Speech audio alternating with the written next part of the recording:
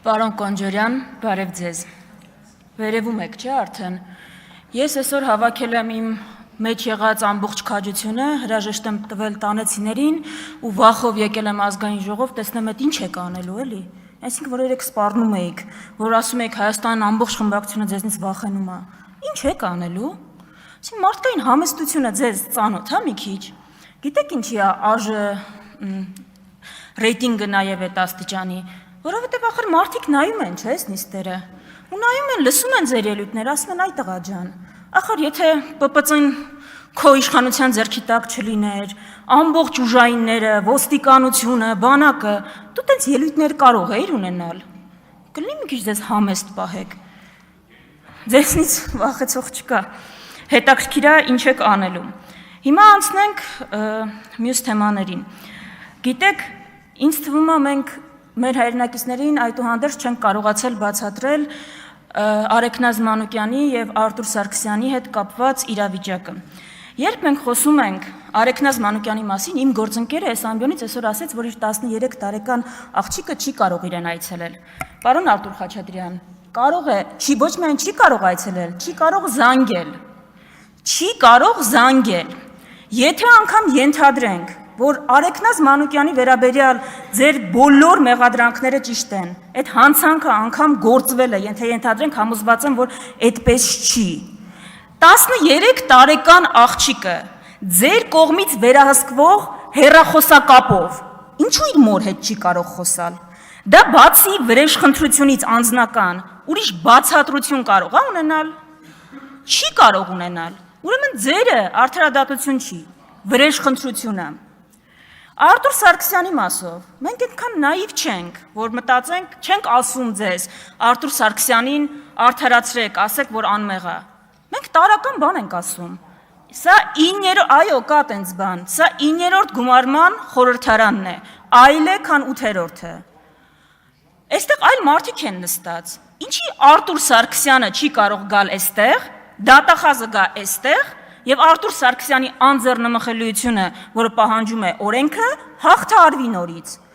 Արայիկ Հարությունյանը նոր է այստեղ։ Կարող է Արտուր Սարգսյանը համոզում է Արայիկ Հարությունյանին, որ ինքը անմեղ է եւ պետք չի իր անձեռնմխելիությունը հաղթահարել։ Վիլեն Գաբրիելյանը հետաքրքիր հարցեր եք տալիս դատախազին, այն ժամանակ չկար։ Կարող է համոզվում է, այլ ընդդիմադիր ֆրակցիա կա։ Դա օրենքի պահանջ է։ Բացի վրեժխնդրությունից, այլ պատճառաբանություն կա, ինչու դա դուք չեք անում։ Չէ, որովհետև ձեր արդարադատություն չի, վրեժխնդրություն է, դա է ամբողջ խնդիրը։ Հիմա ես Վահագն Ալեքսանյանի ելույթը ինձ օգնեց վերջապես ձևակերպել իմ տեսակետը, թե դուք ինչու եք այսպես վարվում։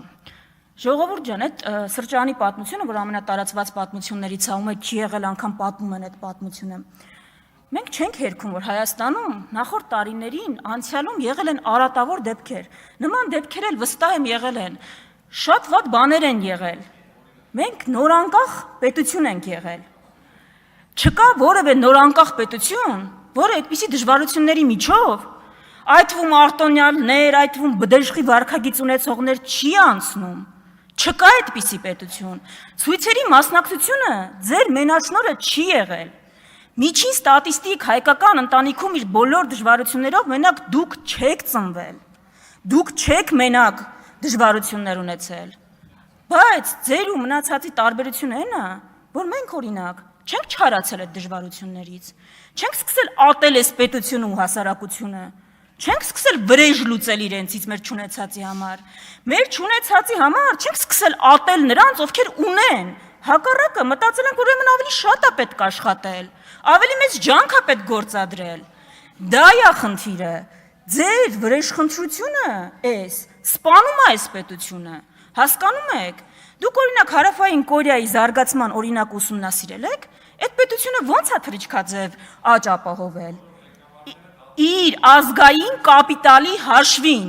իր ազգային կապիտալի վրա հենվելով։ Հիմա եթե Արեգնազ Մանուկյանը դուրս գա բանտից եւ ձեզնից որևէ մեկի հետ զուտ վրեժխնդրությունից դրդված վարվի այնպես, ոնց որ իր հետ են վարվում, դա վատ բան է, դա վատ է, այդպես պետություն չենք կառուցի, այդպես չպիտի լինել։ Ընդհանրապես ձեր դեմ պայքարի ամենակարևոր հիշեցումը այն է, որ հանկարծ մենք ձեզ չնմանվենք։ Մենք ձեզ չնմանվենք, որովհետև այնքան հեշտ է հրեշի դեմ պայքարելով հրեշավոր երևույթների դեմ ինքդ դառնալ դրա կրողը։ Դուք դրա վառ, ամենավառ օրինակներն եք։ Հիմա իմ կարծիքով մի դրվագել կա, որ դուք բաց եք թողում ամենամեծ ողբերգությունը ձեր կառավարման տարիների։ Ժողովուրդ, ամենամեծ խնդիրը, որը դուք բաց եք թողում, այնա, որ Հայաստանի պատմությունը միջև ձեզ եղել է զարգացման պատմություն, դանդաղ տեմպերով, բայց եղել է գնալով առաջընթաց ապրող պետության պատմություն։ Մենք ձեր օրոք, այ հիմա, սկսում ենք տեսնել նենց բաներ, որ մեկ էլ 90-ականներին ենք տեսել։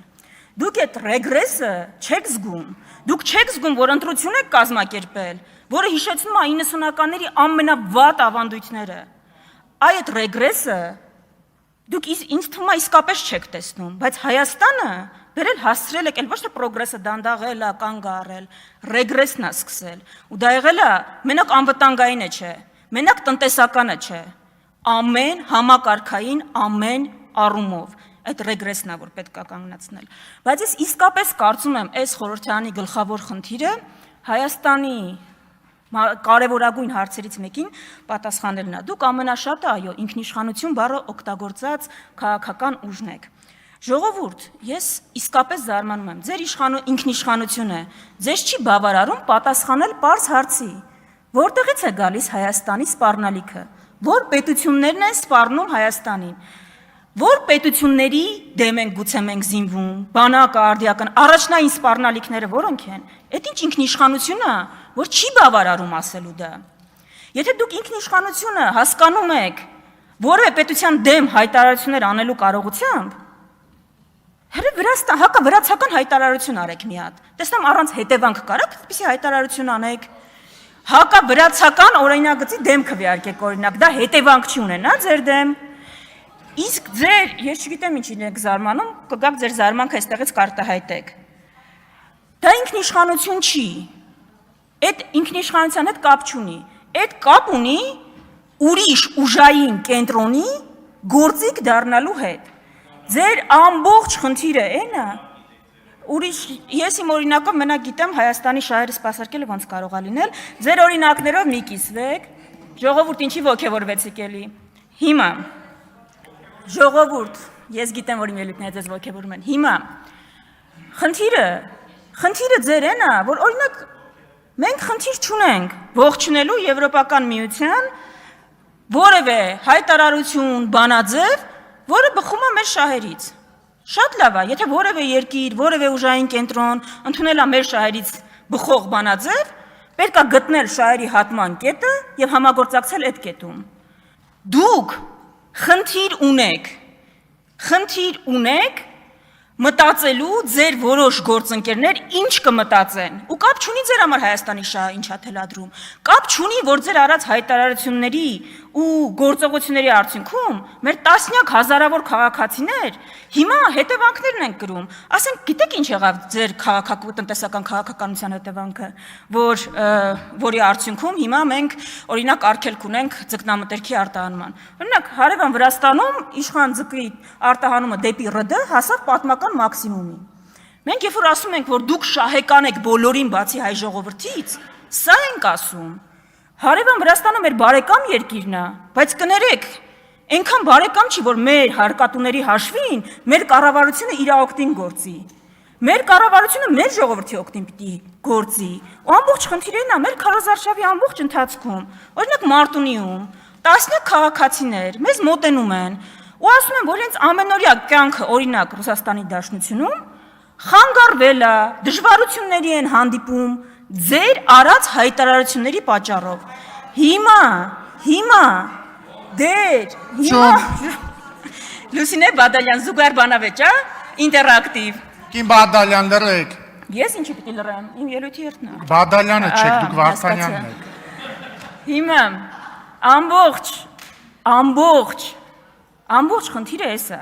Այսինքն, դուք ինձ թվում է կապ ունեք բոլորի շահերի հետ, անկեղծ եմ ասում, ու ձեր այդ վեկտորների տատանումները այնքան հաճախակի են, ոնց որ Նիկոլ Փաշինյանի տրամադրության տատանումները։ Միակ սուբյեկտը, որի հետ դուք օրգանիկ կապ չունեք, ում շահերին ոնց գործում եք չի համապատասխանում ձեր գործողությունները, հայ ժողովուրդն է։ Հայ ժողովուրդը ու դաշնակցությունը նույն գծի մեջ են։ Միակ երկու երկրները, ում շահերին դուք երբեք չեք հակասում, ինչ գործողություն էլ անեք, Թուրքիան ու Ադրբեջանն են։